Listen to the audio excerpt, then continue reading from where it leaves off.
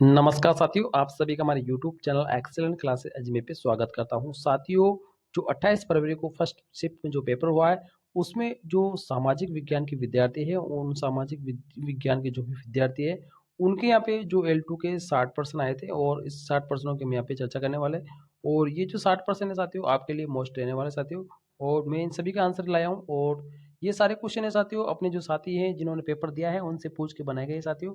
और कोई पर्सन ऐसा हो सकता है जो भी साथियों पूछा क्या गया है और बताना क्या था, तो उसमें थोड़ा डिसमिस हो सकता है। तो अगर आपको पता है तो आप कमेंट बॉक्स में ज़रूर बताइए। जहाँ तक हो सकता है हमने क्वेश्चन बिल्कुल सही बनाए हैं साथियों। तो शुरुआत करते हैं हमारे पहले पर्सन से। और हमारा पहला पर्सन था कि एक सवाल था कि यहाँ पे गुल्ला की जो बावड़ी है ना, वो कहाँ पर स्थित है। तो ये अभानेरी दोसा के अंदर के स्थित है साथियों। एक सवाल इसमें था, ठीक है। और एक था कि आज़ादी के बाद पहला सीमेंट कारखाना कहाँ पे गया, तो लाखरी बूंदी का। ये भी आपका बिल्कुल राइट है अगर आपने ऑप्शन सुना तो। और एक प्रश्न था कि 8वीं अनुसूची में कौन सी भाषा नहीं थी, तो आपकी राजस्थानी भाषा नहीं थी। और नवा देखो ऐसे क्वेश्चन है कि मोनपा प्रजाति कहाँ की संबंधित है, ये अरुणाचल प्रदेश की है। यही अगर ऑप्शन में आया तो आप इसमें बिल्कुल आपका आंसर राइट रहने वाला है।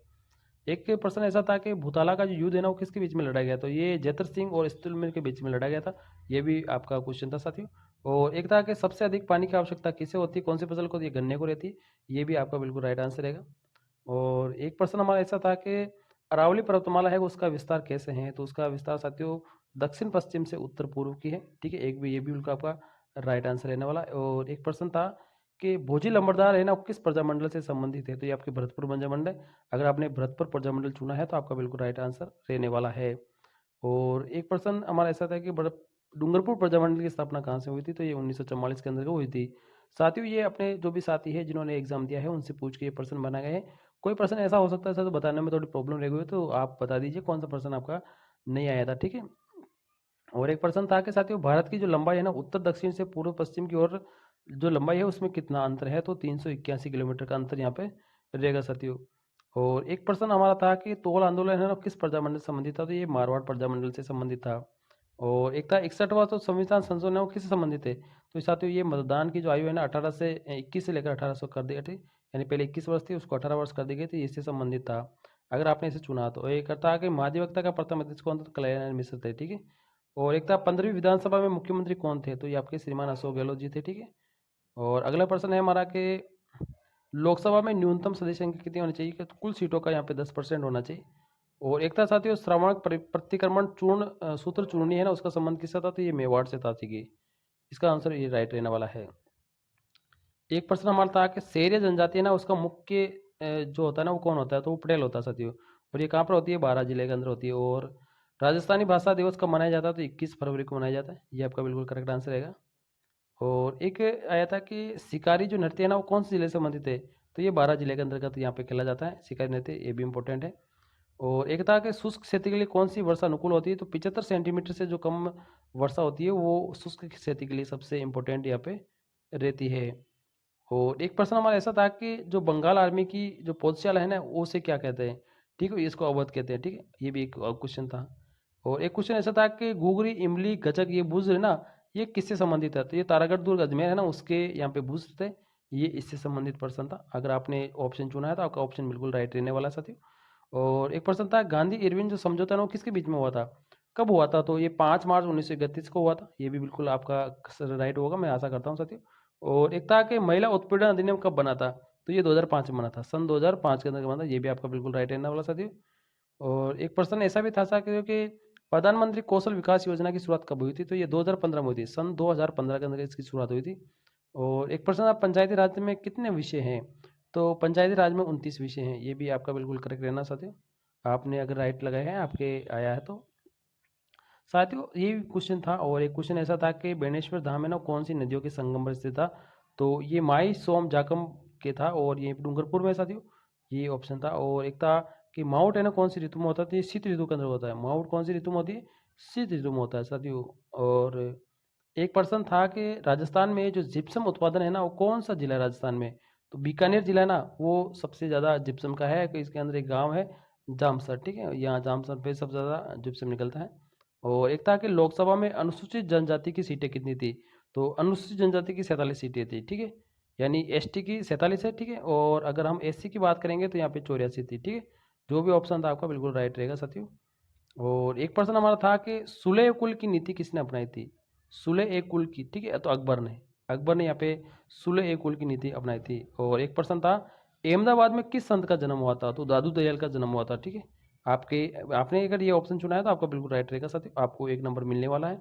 और एक प्रश्न था हमारा कि जयपुर को राजधानी है ना, वो किस समिति की सिफारिश पर बनाया गया था? तो ये सत्यनारायण जो राव समिति है, उसकी सिफारिश पे ही यहाँ पे जयपुर को राजधानी बनाया गया था, ये आपको याद रखना है। और एक था कि देशांत रेखाओं के बीच में कितनी दूरी होती है?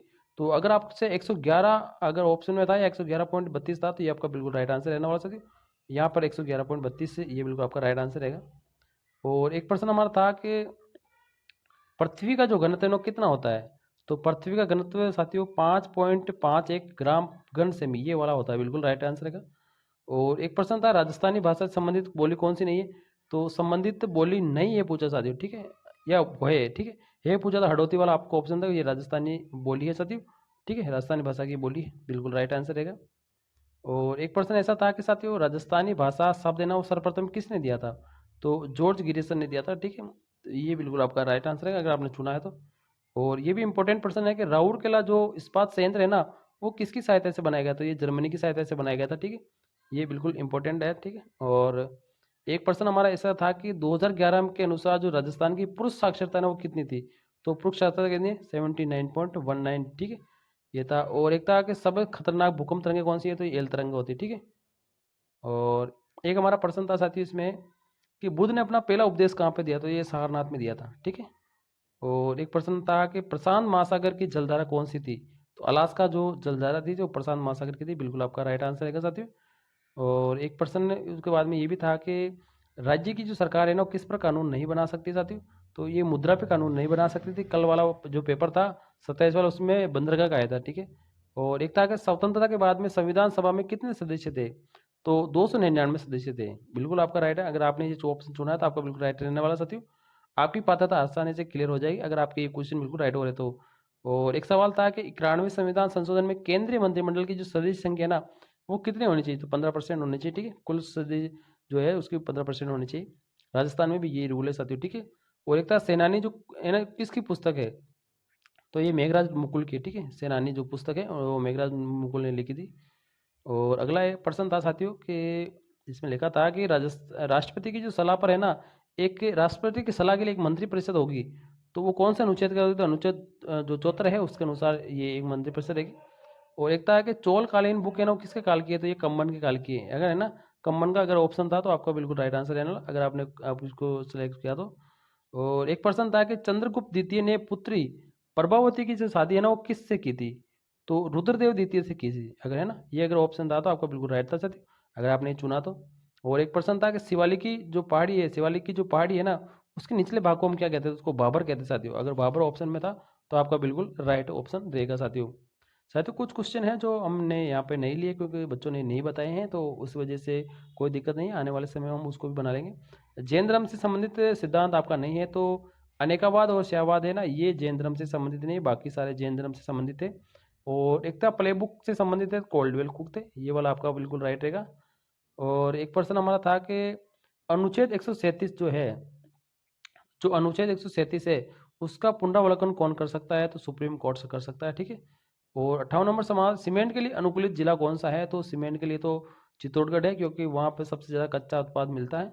साथियों ये यहाँ पर लगभग 60 क्वेश्चनों की क्लास थी साथियों, ये सोशल साइंस के क्वेश्चन थे जो L2 के जो 28 फरवरी को जो पहली शिफ्ट में जो पेपर हुआ था, कुल मिला के ये तीसरी शिफ्ट हो गई साथियों, ठीक है। तो 28 फरवरी को जो पेपर हुआ था ना सामाजिक का, उसके ये क्वेश्चन रहने वाले साथियों। जल्द ही हम दूसरे के सब्जेक्ट के भी क्वेश्चन आने वाले, हिंदी है जैसे, ठीक है, और गणित है जो सोशल साइंस है उसके क्वेश्चन आने वाले।